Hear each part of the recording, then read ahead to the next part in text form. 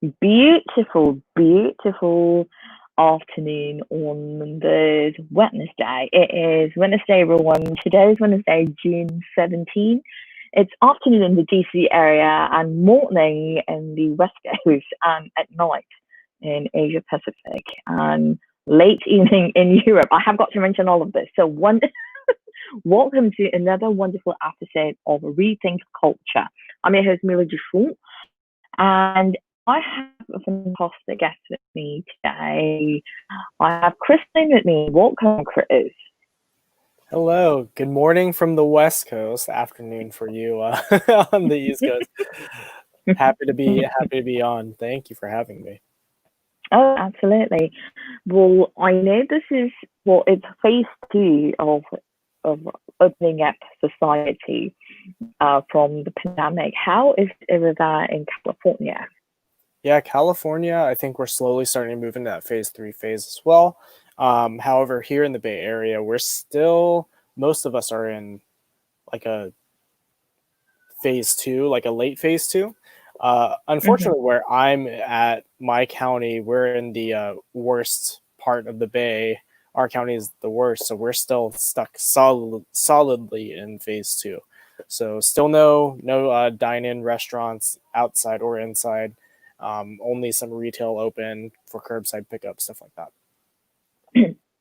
Uh, well, I went to dine out the other day, Fridays. I don't know if that's Fridays anywhere, but it's interesting how they blocked off certain tables and you've Yeah. got a table interval to sit apart. But that's interesting.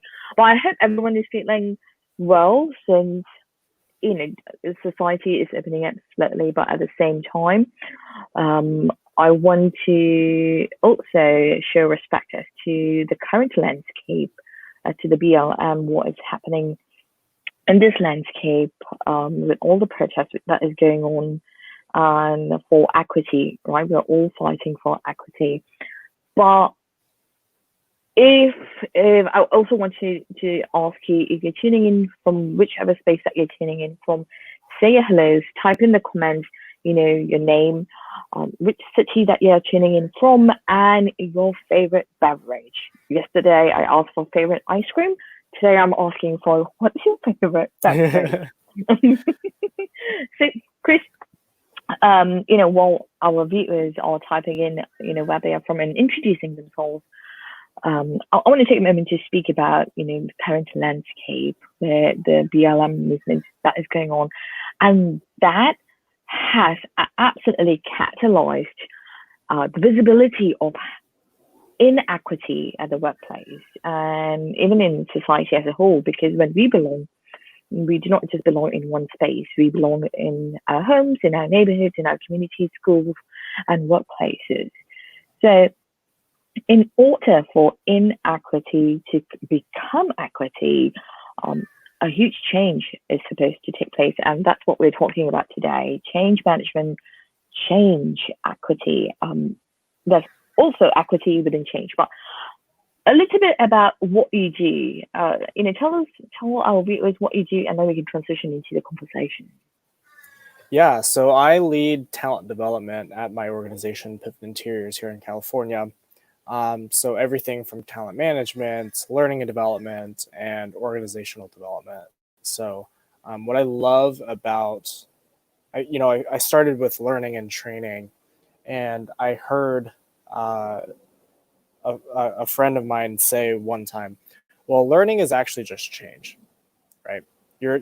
Someone is learning to change something about their behavior, or about their life, or about like how they work or what they're doing, right? So which really allowed me to step into that organizational development side of things and really look at change management and how are we um, focusing on change as an organization.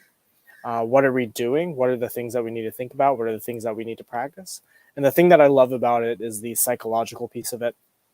So it's a lot of fun trying to figure out behaviors, expected behaviors, anticipated behaviors, what we believe how people are going to react, and what we need to do to get them over those obstacles that will prevent them from adopting what we would like them to adopt?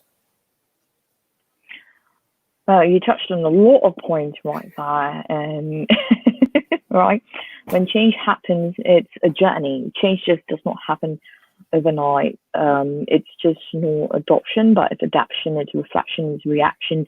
You mentioned something really important about how people react to certain circumstances, right? And we are constantly told that we can't react. You're not supposed to react or force yourself to adopt and adapt.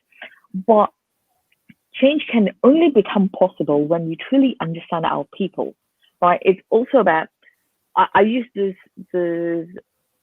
not theory, but analogy. I use like losing weight.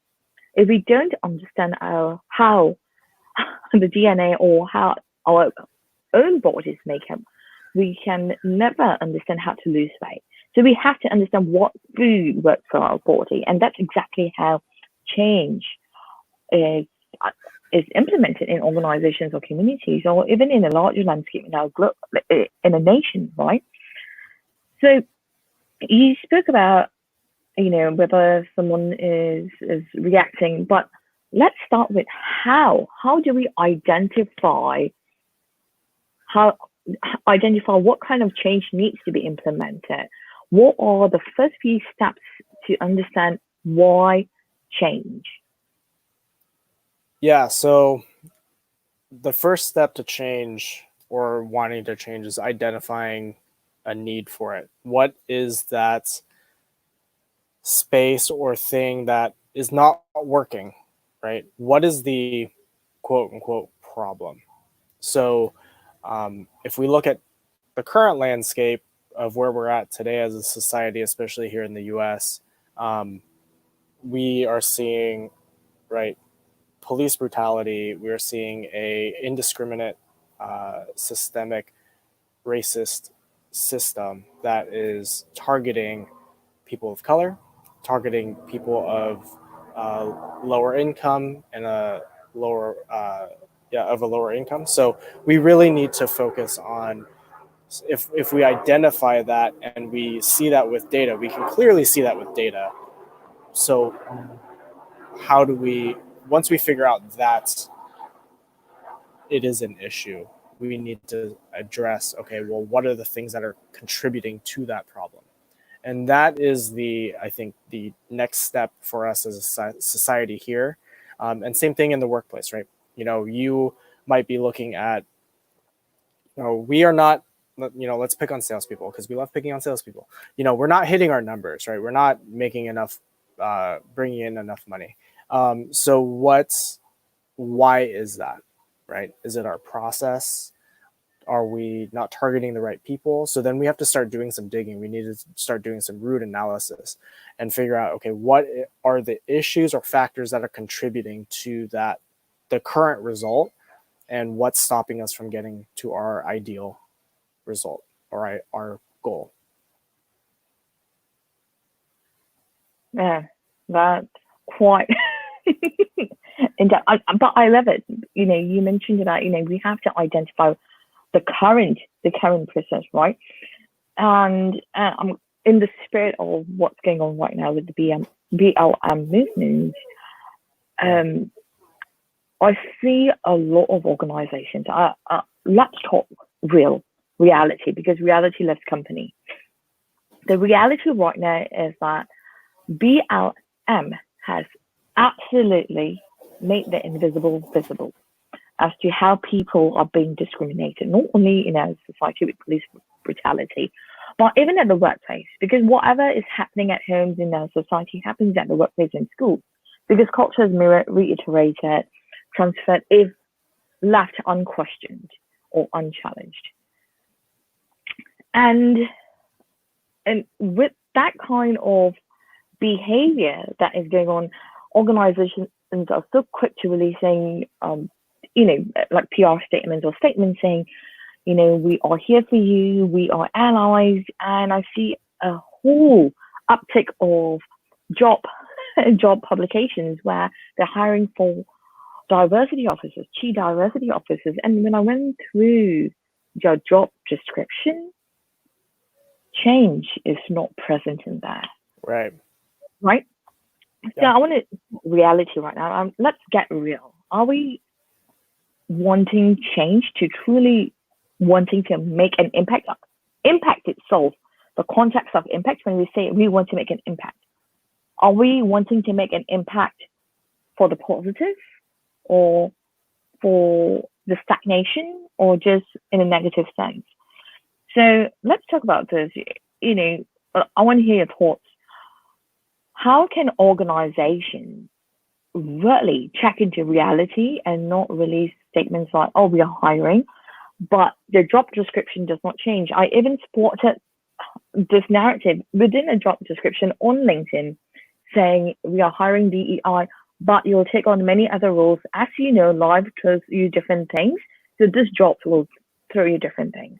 So that narrative itself says, okay, are we really focused on DEI, or are we just posting this and saying as a narrative, we will throw you different things, but DEI is just something in the forefront, so my company will be protected. So I want to hear your thoughts on this. Yeah, it's unfortunate that there are organizations that are like that. I think there's different levels to this, right? Or not. Yeah, so there's different levels, right? You have those organizations who literally just say, put out a statement just for PR, just to look good, and they don't do anything with it, right? And that's second to worse than not putting out a statement at all, I think. Or, I mean, it could even be worse because they are actively choosing not to do anything. Next, you have, organizations that are doing exactly what you're saying is, hey, we have this facade. We put out a message, but now we want to make it look like we're actually doing something.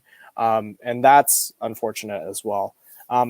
What it really takes is it really does take a hard look at your organization, and self-reflection is very difficult, right? All of us individually have a hard time reflecting on ourselves, being honest with ourselves. What's wrong with me? What do I need to do to get better? Right. And no one likes having that conversation. It's uncomfortable. It's not fun. You have to ask yourself some hard questions. You have to be honest with yourself, and you're going to find some things you don't like.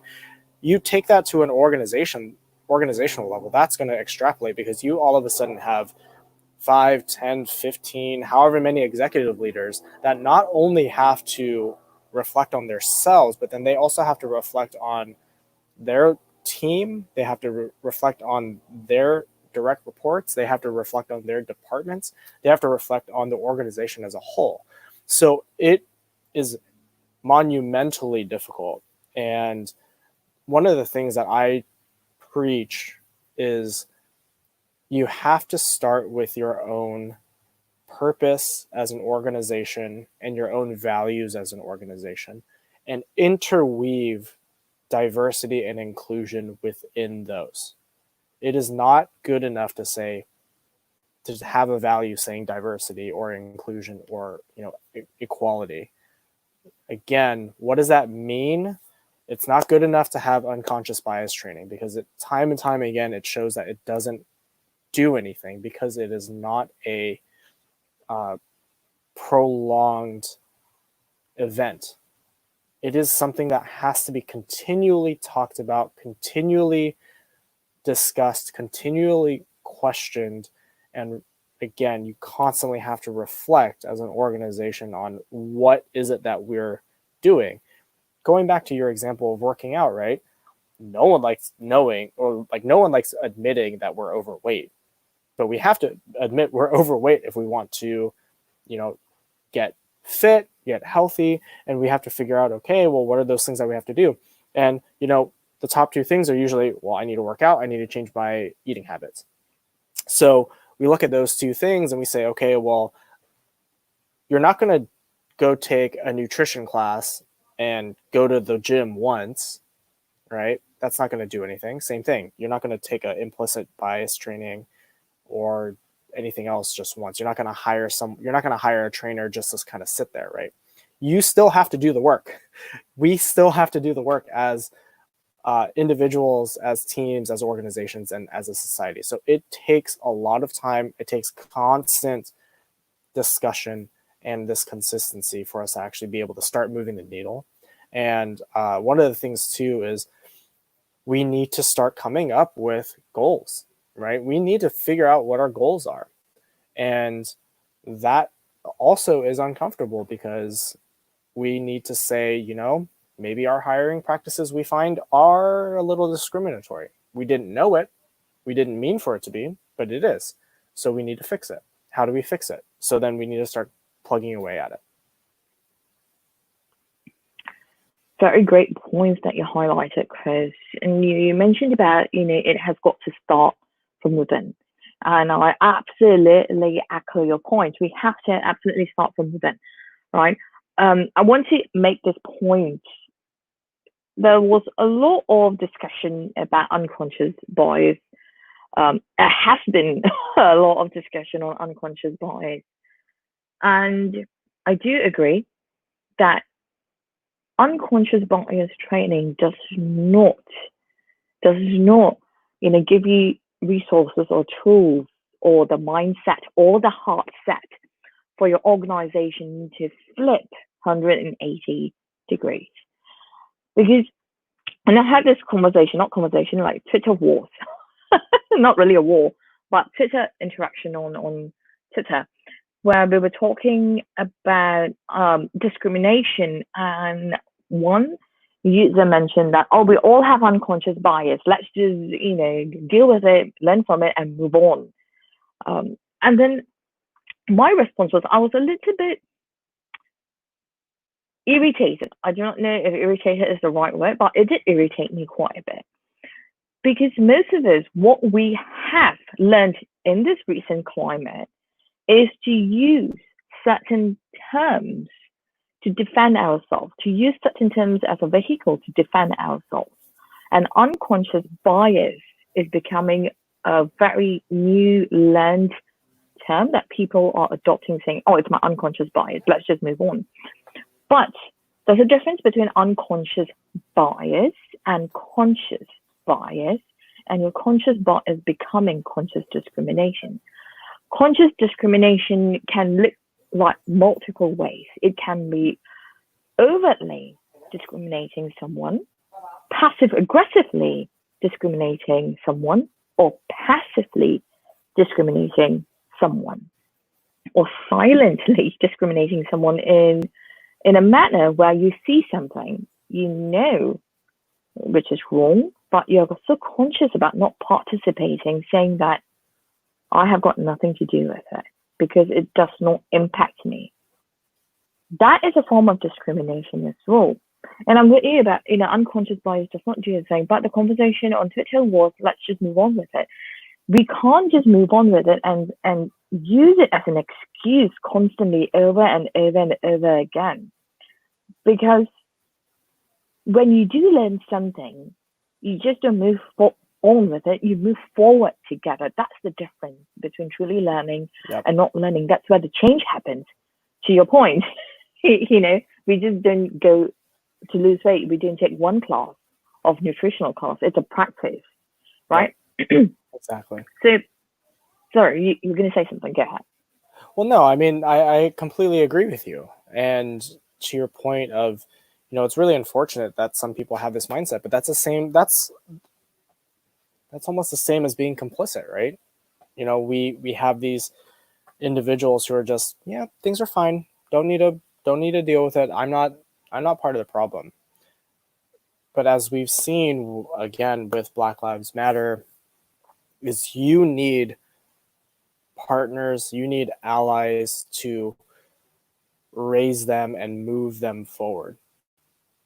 Because the system is set up against a certain group of people, in this case, against people of color, specifically Black Americans, is if they try to raise their voice, they are just, in our mind as a society, it's just like, it's those people. And that's the problem. That right there, that thought process is that problem. So we need people who are outside of those groups to be able to say, no, we need to figure this out, right? This is a problem. We actually need to help them. And that's where that kind of whole unfortunate, all lives matter is, well, it's everyone, but it's like, no, it's this part of our society is not on board. Like, they are not being treated equally. So we do need to help raise them up and bring them forward. Same thing in organizations and companies, right? Is, you have, when it comes to change, is anytime you have change management, one of the first things we ask is, who are the people who can champion this for us? Who can champion this change? Who are the individuals or teams that are like, yes, we want this change. Yes, we want to help. Yes, we want to bring people on board, right? These are cheerleaders. These are people who are going to propel you and propel the rest of the organization or department into this new behavior, because they're creating excitement, they're creating support, and it no longer becomes a top-down directive. It is all of a sudden, yes, it's coming from up here, but down here we already have a bunch of support. So what ends up happening is you kind of come through top down and bottom up to be able to move forward together. So same thing with society, same thing in companies, is we need those grassroots people to support whatever cause it is that we are trying to change, to get us all to be better and move forward. Nick, to your point in forming those grassroots groups, and I echo this, and I advocate grassroots organizations. When I say organizations, you're starting from grassroots, right? Just like I'm hosting a 5-part series where it's called Dismantling Discrimination and Enabling Diversity, and the whole mission is to engage from grassroots level, right? When we talk about discrimination, it's inherently present in every circle. When I say every circle, the larger portion of it is, white against colored people. It's not against white versus colored people. And then when we move to that different portion of it, it is between colored people against colored people. And then when we move into a more granular aspect of it, we zoom into how there's colorism and tokenism even present in Asian communities. Mm-hmm. And then when we even move into a more granular, more deeper level, we bump into how colorism is present in colored women. And then when we go deeper into it, how colorism and segregation and discrimination is present within Asian women. And that breaks down. So to your point, I absolutely advocate. I am a huge advocate of starting from grassroots. We need to start speaking from the grassroots, deeper, granular level as to, hey, how can we build allies? Not just allies, but allies who are partners, who become sponsors, right? And this is something recently that I've been noticing on LinkedIn Worlds. We are all motivated and pumped up to do diversity work and anti-racism in organizations. There's a huge tsunami of women like throwing each other underneath the bus, tearing each other apart, saying my voice is louder than yours. And we need to tell ourselves, hey, the enemy is not each of us. We are doing the same work with one mission, is to unite everyone together. Your point, how can we, we have to break it down to the grassroots level and say we have to come together, and change is about really understanding it's not my ego. I need to check my ego at the door, leave the ego at the door and say, I'm Mila, or I'm Chris. How can I contribute to the success of the mission? And that's where we should start. All right, and that's how change happens, to the point that you made. Working. And you bring up a really good point, is a lot of time it gets pitted, right? Because then you say white versus black or people of color.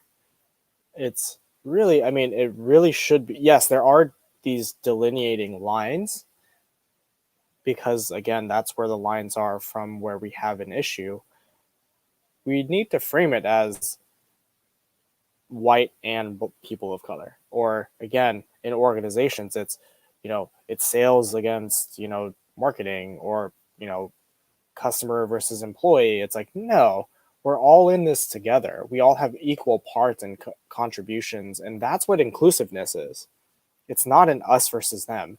It's all of us. It's you and me. And what can we do together to get to where we need to go or to achieve what we need to achieve? And so it's one thing to say, yes, there is a difference between you and I. You and I have different voices. You and I have different support functions. You and I have different leadership areas. You and I have different ways that we can carry this forward. And we have groups that we lead that need their message tailored to a different way or specified to them.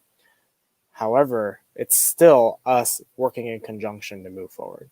And so we do need to unite in this facet. I mean, it's, everyone should be against racism, right? That's a unifying factor right there is I am anti-racist.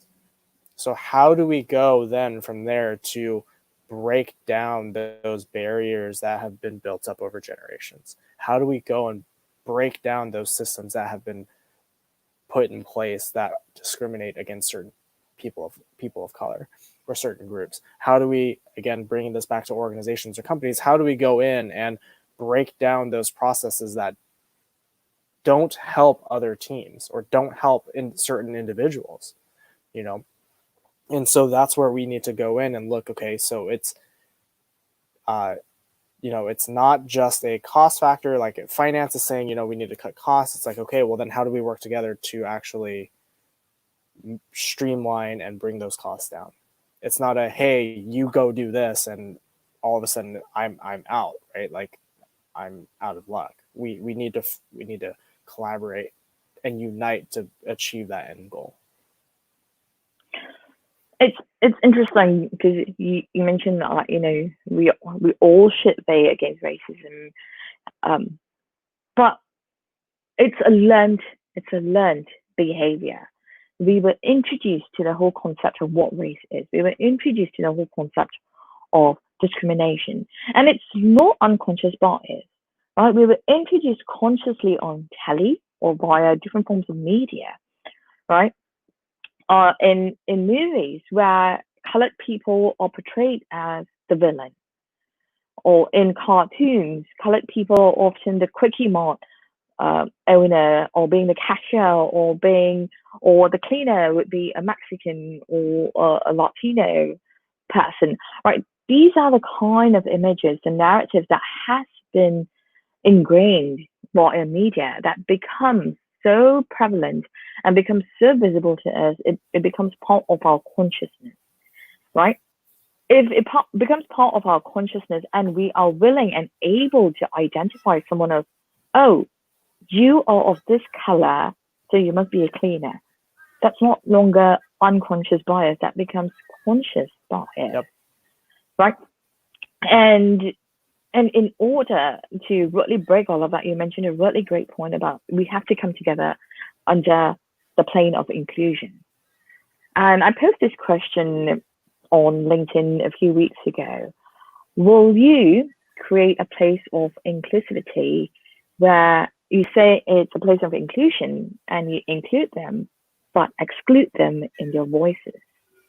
Include them or exclude them in specific meetings. Include them and include at a level where you truly accept them. So those are really important questions to ask. Yeah.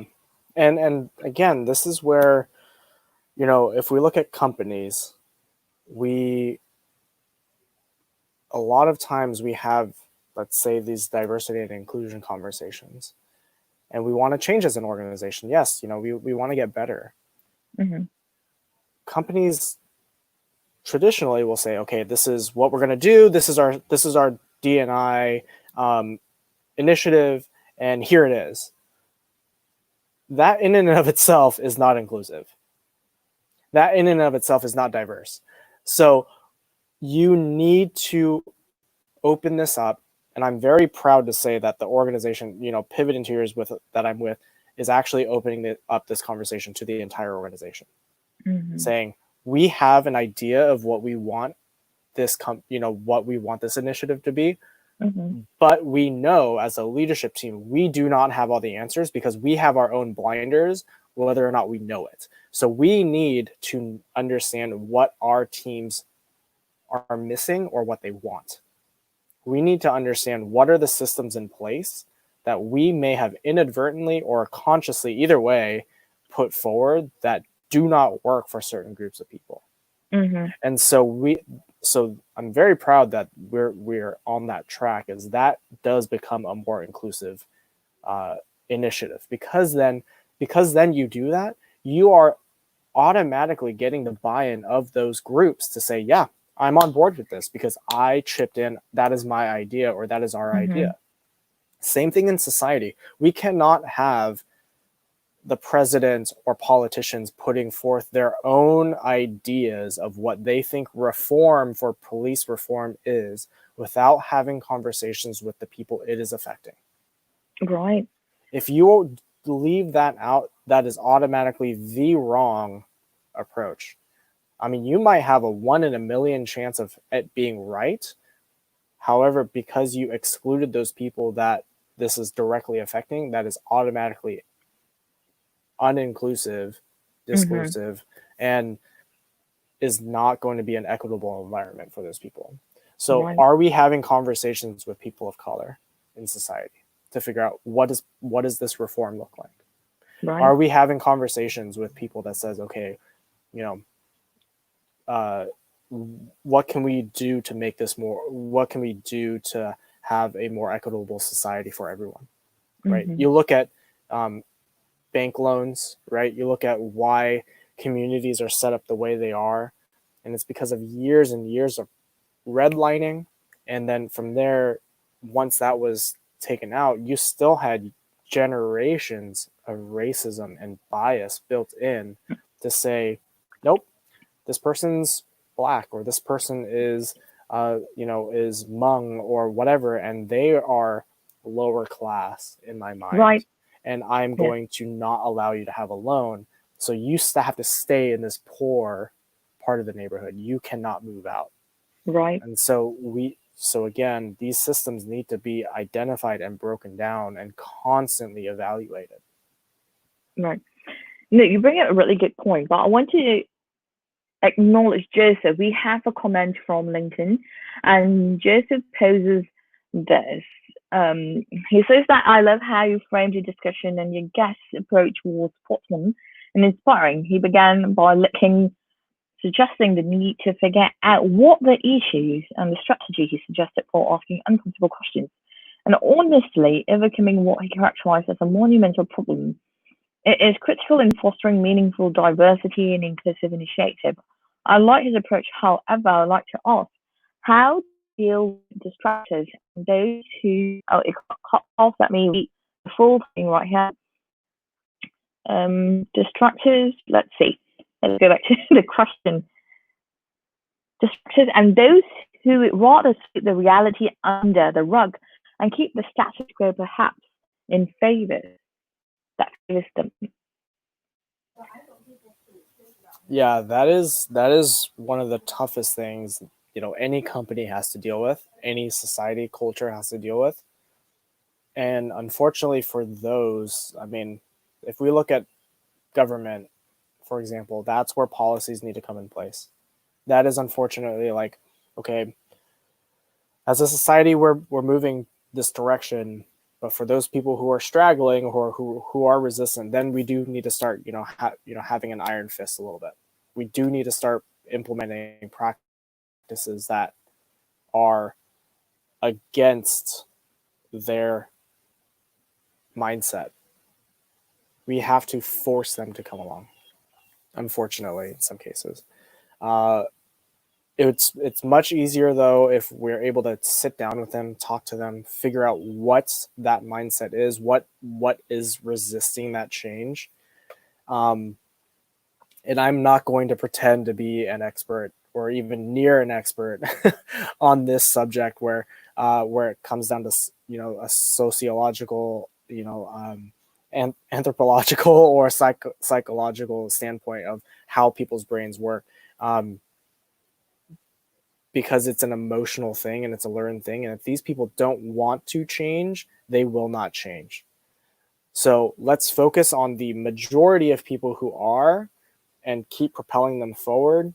And we're going to have to continually just work on that 14, 20%, hopefully it's less than that, of people who, are kind of trailing behind. And they're going to grit their teeth. They're going to kick and scream. They're going to claw they're kicking and screaming the whole way, but we gotta bring them on, because that's just not, as a society, that's not where we want to be. As a company, we're not going in the direction that they want to go. I will readily admit it's much easier as a company to have that small little group of detractors and resistors and deal with them, because it's a workplace, versus society. So I won't comment on that as a society, but for that small little subset group, it's just about managing them. It's just about talking, letting them vent, knowing that they're going to vent about this. But they're going to have to come along for the ride. They're part of the company. If they really, really, truly don't like that change that we're implementing, and again, that's the difference between a job and society, is they can quit that job and or we can let them go and say, hey, you know what, this just isn't worth it for us. And if you find that as a company you have a couple of these who are toxic people who are constantly causing trouble when it comes to change, you probably do need to have a very tough conversation with them and say, hey, this behavior is not okay. And again, if you have a culture that is very deeply ingrained with your values that say, about collaboration or whatever it is, and that's very foundational for your organization, and you're true to those values, then that makes that conversation a little bit easier, because you can say, hey, look, we have a collaboration value, and you're clearly not living to this because you're doing XYZ. So you need to change this, or else you can't be with us anymore. Like you just Right. can't.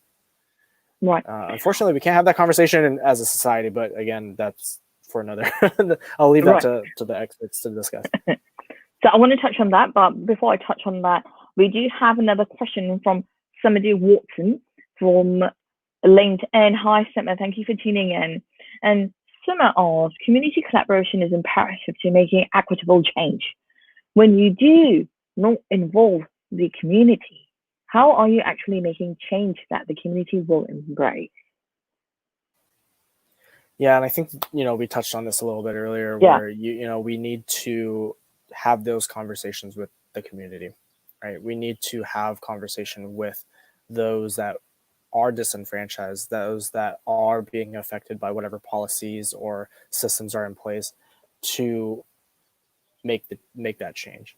And again, we're finding this, here in the US, we're finding this change happening already, right? You're finding cities already figuring out, okay, this is not the direction. We clearly have a problem, A, and B, we need to make our own change that works for us as a city, or us as a county, or us as a state. They're not waiting for a federal policy. They know that they need to make a change now, and they're having those conversations now. And they are going to do what works for their communities. So you have to have conversations, and that's the hardest thing. That's always the hardest thing for people, right? Is how do we have these difficult, uncomfortable conversations, either one-on-one, and it's even tougher. I can't even imagine what it's like to be, a community leader where it's yourself against hundreds or thousands or tens of thousands of people, and getting all of those voices. So as leaders, we need to have our own, if it really is just, if you're a team of one, that's kind of the position you're in. If you are not and you have a team, your team has to constantly be aligned to make sure you're all going the correct direction and you all truly agree on what the correct direction and approach is. So as you have those conversations and you are bringing in feedback, then you can take that feedback and move forward in the correct direction. One thing I got to hear Obama speak, I think 2 years ago now at ATD. And one of the things that I loved about how he approached leadership is that as they were having conversations on making decisions on certain policies or how to move forward with, whatever initiatives that they're moving forward with, he would not only have all of the leaders in that group, but he would also have their teams in that group. And what he said that he would do is he might ask a leader, say, hey, what is your thought on this? And then he'll say, okay, I need to ask your team now because your team is actually probably the one that is the eyes and ears to the direct situation or to the people that they're serving. So what do they think? And that, again, is a more collaborative approach because then now you're getting more ears, you're getting more ideas. And again, because you're doing that, you're also being more inclusive to bringing in more people to make change, the appropriate change that is required for those policies or for whatever initiatives they're trying to do. Thank you for sharing that, Chris. And I hope that brings a little insight similar to your question. I know that we are running out of time, but I also want to touch on this really important point that you make, Chris. We have to have those conversations now. We have to focus on the now. And that is the kind of change that we need to embrace and implement. And I truly believe the narrative that we are creating right now, the narrative, let it be positive or negative, translates into positive or negative behaviors. The narrative that we are creating right now translates into behaviors right now. Those behaviors that are being created right now create impact right now that shapes the framework of how a human is going to be living or showing up in society, in school, in communities, and in work. And to touch on the point of leadership, we have to become heartful leaders who really value our human, right? Our human capital. It's not about hiring someone or including someone where you can get something out of them. It's not about approaching it from a capitalistic mindset. Capitalistic in the sense where what can I drain out of here? What can I squeeze out of you? But how can I partner and sponsor you to build something epic? That's what leadership is. That's what heartship is. So to wrap up the show, change can only happen when we have those important discussions, those important executions right now, and also to leave the ego at the door. What is one tip that you would give, Chris, to organizations out there that they can start embracing right now for the future to even be possible? Just one tip in how to embrace change and implement change. I'd have to say listen. You just have to listen, right? It's not about the leadership. It's not about the leadership team. It's not about a certain individual. It's about your people. And to your point about being on hardship, it's all about the people that you have. It's your people capital. It's what those people bring. So you need to listen to them and continually listen to them. And that's one of the things that, again, you might listen to them first and implement something, and maybe it wasn't exactly implemented the way that they thought. So you need to continually listen. Listening is not a one and done thing. Conversations are not a one and done thing, right? I'm not going to listen, right? We've been talking about for about 45 minutes now. I'm not going to listen to you for 5 minutes and then shut off. I need to continually listen to you to have a good conversation with you throughout the entirety of this. Again, we extrapolate to that as an organization. We need to continually have conversations and check-ins with each other so we know how we're doing, so we can connect and actually work together to make that change. Beautiful, beautiful. That's all the time that we have. Thank you for all supporting us by tuning in and listening to Rethink Culture, because culture does not just happen at home. It happens in our society, in workplaces, in every space that we belong to, and most importantly, that we are accepted in. The missing piece in diversity is acceptance. When acceptance is embraced at its fullest, belonging comes about, inclusion comes about, and diversity blooms about. Thank you, Chris, for being here. And thank you, everyone, for tuning in. Please do tune in next week and follow Chris on LinkedIn. Christopher Lin is his name on LinkedIn. So thank you, everyone, for being here. Thank you, Chris. Thank you so much. Thank you, Mila, for having me. Oh, you're welcome.